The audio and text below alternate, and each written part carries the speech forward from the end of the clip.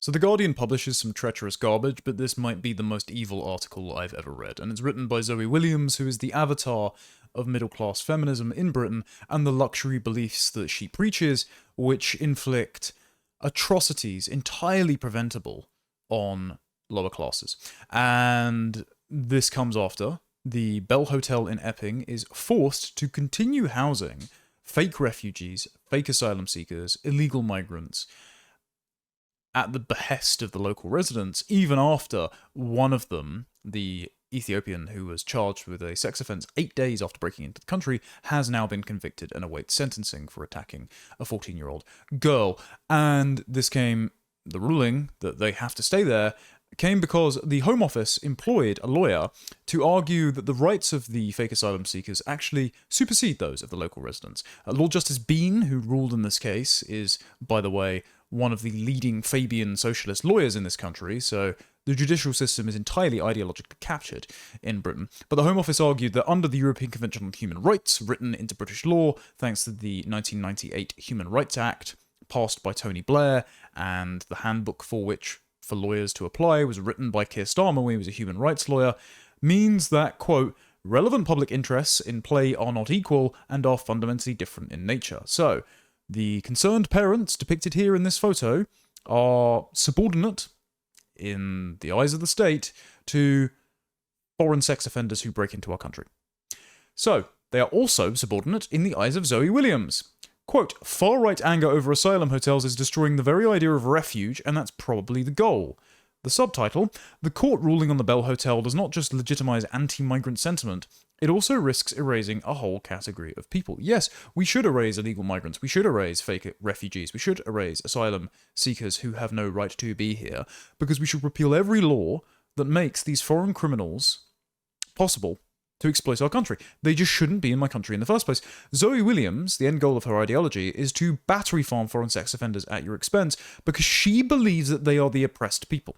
And I am not mischaracterizing her views at all. She has a genuinely insane Rousseauian view that everyone is a blank slate and that the criminal is the victim of society. And she writes this. She says, when the High Court ruled this week that the Bell Hotel in Epping could no longer be used to house asylum seekers, the triumph of anti-migrant zealots looked a little unwarranted, or at least premature. Nigel Farage hoped loudly that the ruling would provide inspiration to others across the country. He's now come out and backed mass deportations, which is encouraging. Tabloids and GB News called it in all caps a victory, while Epping locals popped champagne on the hotel's doorstep. Meanwhile, the ruling itself felt impermanent and technical more than principled. The judge ruled that Somani, the company that owns the Bell, itself run by a Muslim migrant, had not notified the council of its intended use. It was hardly an endorsement of the general proposition, memorably spelled out by Robert Jenrick recently, that men from backward countries who broke into Britain illegally pose an active threat to its daughters. There is absolutely nothing that you should be able to agree with here unless you are taking the side of these men from backward countries who pose a threat to the daughters, who have already proven to pose a threat to the daughters, because one, ahead of time, they telegraphed their predatory intent by filming our women and girls on nights out, dressed in ways that would be considered immodest by Islamic standards, to market the services of people smugglers on TikTok and Instagram, and because the Ethiopian who sparked the Bell Hotel protests in the first place has now been convicted of a sex offence. What's insane as well is that the prosecuting lawyer even conceded in the case that he is a man of good character, having had no prior convictions. He was here for 8 days. The fact that he got a conviction after 8 days speaks volumes to the fact that none of these men are of good character. Their first act in this country was to break the law. They are obviously a threat. They do not need to be here. Every single crime they commit is a consequence of state policy, and so we should use state policy to remove them. But Zoe does not want that to happen. She writes, and while the victory calls were resounding, there was no answering message of defeat from those who support asylum seekers. Nobody who thinks hotels are a sound and humane way to accommodate refugees. Liminal, often squalid, eye-watering expensive for the Home Office, they hardly scream, welcome. Actually, I think hotels are a humane way to accommodate refugees. I think they are far too generous. I think the 4-star Britannia Hotel in Canary Wharf is not suitable accommodation for a bunch of foreign criminals. I think a cold camp on a disused military barrack shortly before their standing Ryanair flight to whichever backward hellhole they came from is more than sufficient. I shouldn't be paying my taxes towards the collective pot of billions to be housing these foreign chancellors who themselves are lording over us the fact that they are in our country and exploiting us with free phones, new trainers, and a cushy Deliveroo job that they pay no tax on. Anyway, Zoe again thinks this is perfectly acceptable because the end goal of safe and legal routes or humane accommodation for asylum seekers is them being here permanently. The entire point of her ideology is to have the entire world move here until such a point where we are all compressed into some giant meatball on Parliament Green. Because that's the only way we're going to house the entire world in our rainy little isle. Yet, she writes, the ruling has been seismic, with the victory cries of the right and the victory cries of the right are logical. Within 24 hours, the Home Office's plans on migration have been put into disarray. It is obliged to house asylum seekers while their claims are being heard, and at the end of March, there were 30,000 people living in about 200 hotels. Why are there 30,000 people in 200 hotels in my country that I and the rest of the law-abiding tax-paying public are paying for? None of them should be here. They should all be deported. The plan has been to phase out hotels by 2029, a date that made no sense unless its real aim was to kick the whole issue into the next term. This is why Robert Janrick resigned from his post as Migration Minister in 2023. He said the Rwanda plan was a dead cat distraction. It wasn't intending to solve the problem. They don't want to solve the problem. They just want to delay and mitigate negative public perceptions to the point where we just all quietly forget about this, quietly forget that we are paying for the hotels for foreign criminals so that these men can linger in our system and stay here forever. Now, the Bell Hotel has to be emptied by 12th of September. No longer. Congratulations to Zoe. I'm sure that she's positively creaming at the thought. As other local councils follow Epping's lead, the government will be left scrambling to disperse people into the local authority housing at very short notice, with a duty to keep track of them, but no obvious way of doing so. Literally just stick them in a tent and then deport them. It's possible. You can repeal all the laws, you can commandeer military planes, or even pay a budget airline to pack them all aboard with a couple of armed guards, and you can send them to either a third-party detention location like the Ascension Islands or the Isle of Pitcairn, or you can threaten them with doing that until they procure their documents or allow themselves to be identified to be sent back to the countries where they belong. But again, Zoe doesn't want this. More than this, the ruling has solidified a sense of legitimate citizen anger against refugees. Good. Good. We shouldn't be exploited by people who feign oppression, who have been through multiple safe countries, who have no right to be here. Only you think this is a bad idea because you're a demented open borders globalist. Since the Southport riots, there has been a familiar ratchet. Hard-right provocateurs generate real-life protests, often from great distances, because when you're organising on Telegram, anyone can count as a local resident. Fun fact, one guy who was trying to incite violence during the Southport protests and riots on Telegram was himself a Pakistani national posing as an EDL member and a racist. So this goes both ways. But yet again, the idea that hard-right provocateurs from out of town stirred up these protests is nonsense. His Majesty's Fire and Constabulary governing body already noted that a disproportionate amount of children, women, and locals were involved in all of the protests following Southport, because it was an atrocity that happened in a northern town around other northern towns where other atrocities, like the ongoing and historical Pakistani grooming gang scandal, had been plaguing the local community for decades. So no, this isn't just ginned up by a bunch of far-right misinformation. This is substantive concerns from the local people that are not being addressed, and you just calling them racist does not make them go away, Zoe, no matter how much you wish it did. Demonstrations and rioters themselves are often explicitly Islamophobic. Islamophobia was a term invented by the Muslim Brotherhood, according to an ex-jihadist and Dr. Jayaz Keppel, to insulate the jihadist activities that they were performing to try and re-establish a caliphate after the fall of the Ottoman Empire, in the same way that Zionism was insulated by charges of anti-Semitism, and gay rights activism was insulated by charges of homophobia. They wanted to cloak their movement in the similar veneer of legitimacy to wet liberals like yourself. And she says, when they don't muster in an asylum hotel, they gather at a mosque, and are used as proof that this is the natural stance of the average Briton. Commentators pass these explosions as a mixture of hard-right agitating and authentic local feeding. Unknowable what the ratio is, they agree sagely, and the anger, being dramatic and observable, grows in stature. 1, that's a poorly written sentence. 2, 90% of the constituencies in this country want legal migration reduced, and that's when they underestimate it by a factor of 10. They think it's 70,000 rather than 700,000, and they think the overwhelming majority of migrants are illegal rather than legal. So they get the numbers wrong and they still want them gone. Also, according to YouGov, very recently, 53% of the British public said that Islam is incompatible with being British.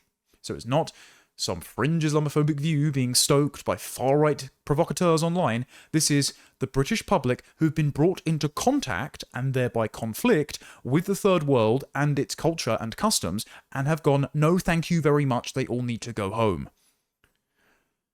Zoe writes, it's now impossible to have a debate about immigration without acknowledging this huge wellspring of fury, and it is simply not the done thing to ask whether this rage is justified. Anger, being authentic, never has to explain itself. It's entirely justified. It's justified by all the sexual assaults that never needed to happen, by all the money we spend on housing and feeding and the legal fees for these fake refugees. It's justified by the amount of money spent on benefits for people who never needed to be here in the first place. It's justified by the general social decay, the aesthetic degradation of our towns and cities. The fact that if I step outside my home, the world on my doorstep feels unfamiliar to me, and that we were never asked for any of this. We were never asked to have our country demographically disfigured, culturally scarred, and economically impoverished. Actually, we, whenever given the opportunity, said, no thank you, we don't want this to happen, and we were punished anyway. So yes, the anger is justified. This court ruling, she writes, is both illustrative of and instrumental in the solidity of fury as political instrument. The judge granted the injunction after hearing the local council's complaints that planning law had been breached in changing the site's use, but underlying this, the council also cited disruption caused by recent protests. An asylum seeker from the hotel was accused, now convicted, of sexually assaulting a 14-year-old girl, and concerns were raised about potential future threats. Since then, the hotel has become a site of protest, with large groups gathering with flares, flags, and signs. Extrapolating from an assault accusation that all asylum seekers pose a danger is racist. Really, Zoe? Really? Number one, every single sexual assault committed by a foreign national is preventable. It is a consequence of government policy. If they were never here in the first place, the life of that woman and girl would not have been ruined. And some men, because this happens too.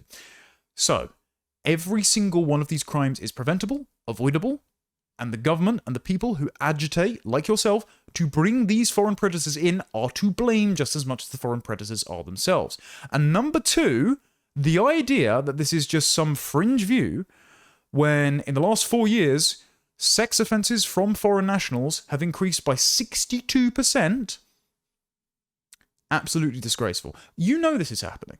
I'm sorry, I can't believe that you don't read these headlines, because the coverage of this is ubiquitous across Britain now, because pretty much everyone I know, many of the women I know, have a story about being pursued or assaulted by some foreign man who doesn't respect boundaries in the same way that your average British chap does.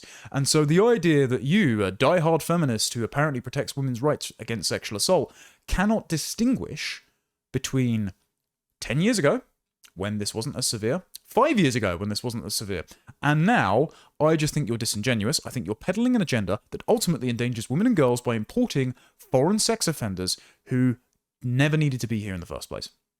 But one of the most disgusting parts about this is where she blames the victims. There are concerns about other public disorder charges, but that sort of offence can be self-fulfilling. If your accommodation is regularly surrounded by a small, hostile mob that sometimes wants to set fire to it, it's probably quite difficult to slot into a normal, law-abiding life, or even know what a law-abiding life looks like in this country you have escaped to, having heard it was civilized. So because people protest outside asylum hotels saying, I don't want these foreign criminals housed at my expense near a school, this causes the foreign criminals themselves to go out and commit sexual assault, according to Zoe. Bear in mind, the protests only started after the sexual assault was already committed, and he has now been convicted. But she genuinely believes that all of these people, deep down, are identical to you and me. There is no such thing as someone who is ontologically a criminal, irredeemably so. That everyone is fundamentally good, and therefore, from this original position of fundamental goodness, they must have fallen out of Eden thanks to the hidden hand of oppression, thanks to economic inequality, a lack of education on women's consent, the happenstance of geography, having been born in Ethiopia, Eritrea, Afghanistan, Somalia, or any of these other backward hellholes that reliably produce sex offenders that then come to our country and prey on our women and girls. And so, given that we're all blank slates, if a criminal commits a crime, it is the victim and society that produced the victim, not the offender, which somehow is at fault. Because we, enlightened Western liberals, know better. And so we must have done something wrong. We must not have been inviting enough or accepting enough. We must have somehow failed this person because they didn't integrate or assimilate. And this is genuinely the belief of all the people in the government, in the Home Office. This is the belief of former anti-extremism advisor Dame Sora Khan, who wrote a report with communist group Hope Not Hate last December that said that depicting foreign invaders across the channel as, quote, fighting age males is a far-right conspiracy and is itself a barrier to integration. So by accurately characterizing the predatory intent of these men, by breaking from the nonsensical liberal anthropology of the blank slate and recognizing that certain cultures and nations and family formation practices create low impulse control, low IQ foreign predators, by acknowledging all of this, you have committed a sin against liberalism and you are actually causing them to be criminals. You noticing differences is the problem, not the differences themselves. The problem is never the crime, the problem is you complaining about the crime. They genuinely believe that you identifying the fact that these men are more likely to be criminals makes them criminals. This is how liberals think. This is how our government thinks. This is why they think the rights of asylum seekers, fake refugees, illegal migrants trump the rights of these residents, these law-abiding, tax-paying, concerned parents and their children. They think their rights are subordinate, their right to being safe, to having their state represent their interests, they think that is all subordinate to making the entire third world as British equal as you and me. And this is the opinion of Zoe Williams, this is the opinion of the Guardian, this is the opinion of our state. She says, completely absent in this debate, which apparently we are all too frightened to have, and yet we have constantly, is any sense of a better idea. The better idea is they all have to leave. The better idea is that we just stop importing foreign sex offenders. The better idea is that Britain is full. That lots of people live here that are not going to input a culture or a family structure that is going to produce Britain at the end of it. The idea is that they have put an entirely different meat into the sausage factory, and the sausages coming out the end of it are inedible. And so they should go elsewhere. They should have their benefits taken away. They should have their citizenship stripped if they are not conducive to the public good, per the Shamima Begum ruling. They should have indefinite leave to remain removed. They should have all of their benefits taken away, their legal aid taken away. They should be either deported if they are a criminal, or encouraged to leave if they are unwilling to live according to our culture and are not a part of our national tribe. And if they break the law while trying to stay here by trying to practice their own culture, they should be deported like every other criminal. That is the alternative I'm here to present, Zoe. And I know you don't like that alternative because your delusional ideology and your demented account of human nature, which is a total aberration for all civilizations before this present moment, thinks that it's actually better to import foreign sex offenders and then blame the victims rather than safeguard children, 14-year-old girls, from being sexually assaulted by African rapists. Completely demented. And yet she writes, if the problem with refugees is that they arrive illegally, would it help to have more legal routes? No. Because the purpose of safe and legal routes is not, as you're saying, to determine the legitimacy of the refugees. It is just because you want them here in the first place. Now, I think the refugee scheme has been exploited. However, we can draw qualitative distinctions between the type of people that we've taken in. I hope Hong Kong regains its sovereignty from the Communist Chinese. I hope the Hong Kongers go home eventually. However, the Hong Kongers have not caused any problems. Have you noticed there's no Hong Kong grooming gangs? Have you noticed there's not some great spate of sex offences committed by exiled Hong Kongers to the British Isles? Funny that, isn't it? Even the Ukrainians have, despite the country being basically a mafia state at points in its history, they haven't committed a lot of crime while they've been here. It's only the men from Africa and the Islamic world that seem to be committing these vast amounts of violent and sexual crimes. And so, they shouldn't be here. I don't care whether or not they have the appropriate paperwork. Replacement migration is not better just because they're conducting it through safe and legal routes. If the hotels are the issue, she says, could we not work towards dispersal in the first instance and much faster processing of claims? Yeah, great idea. Stick them in neighbourhoods and schools. I'm sure the sex offences will go down them. Again, she doesn't care about keeping women and girls safe. She just wants more foreign men dispersed throughout our country. Because she has this demented idea that this will somehow be better.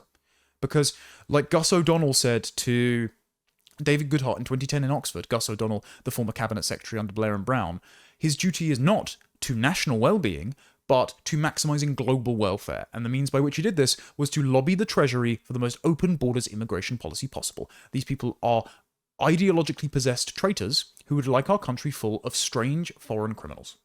She says, is there no world in which we could engage imaginatively with the violence and upheaval that people are fleeing and pull together to support them until they're legally able to support themselves?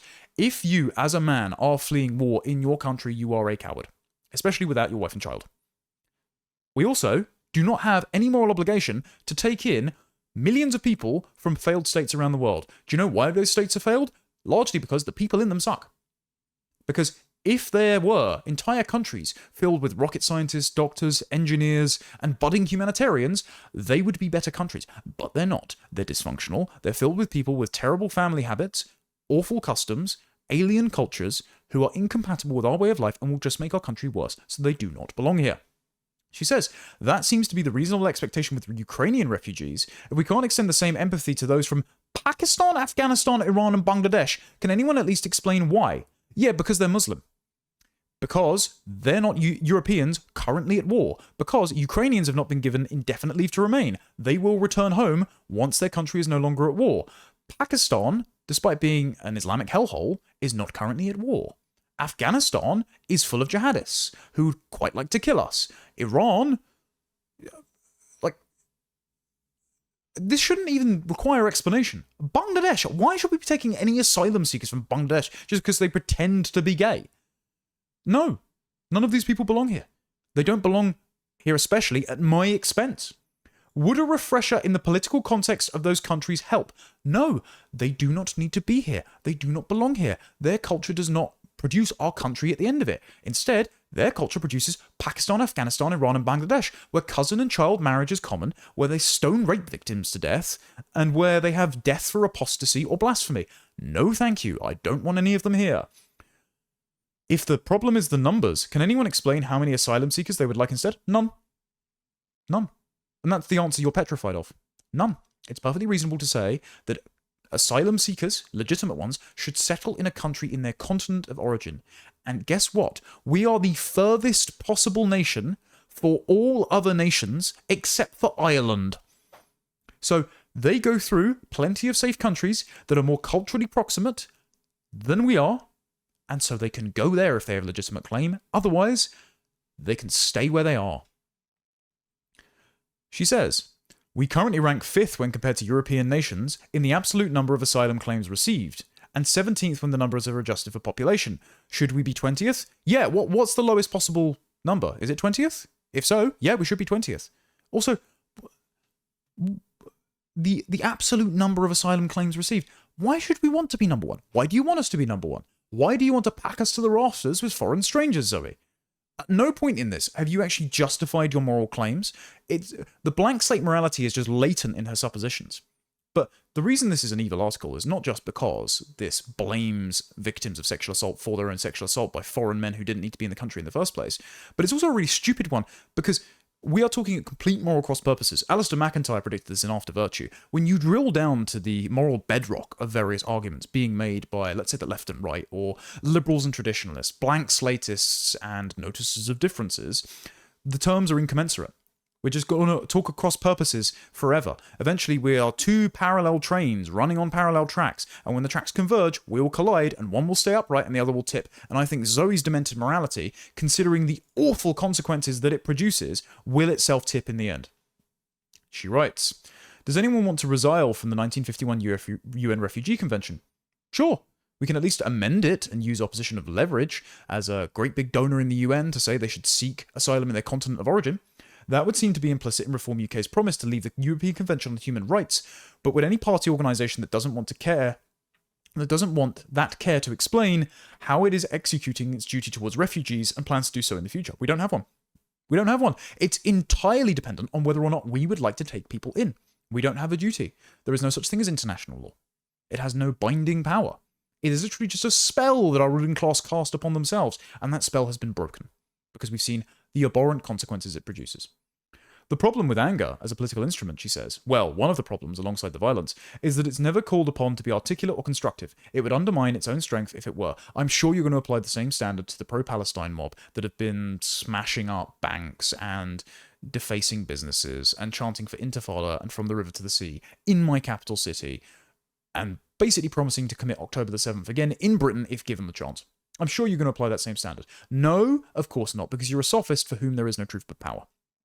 There was another element of the campaign that led to this ruling, which is subtle but important. The erasure of the category of refugee and asylum seeker. Yeah, because you've cried wolf one too many times. The definition is stretched beyond all meaning. Originally, these laws were meant to apply to Dutch Jews fleeing the Holocaust, and now it's applying to Pakistani paedophiles who are claiming a right to the family life and saying it would be unduly punitive to their children if they were deported.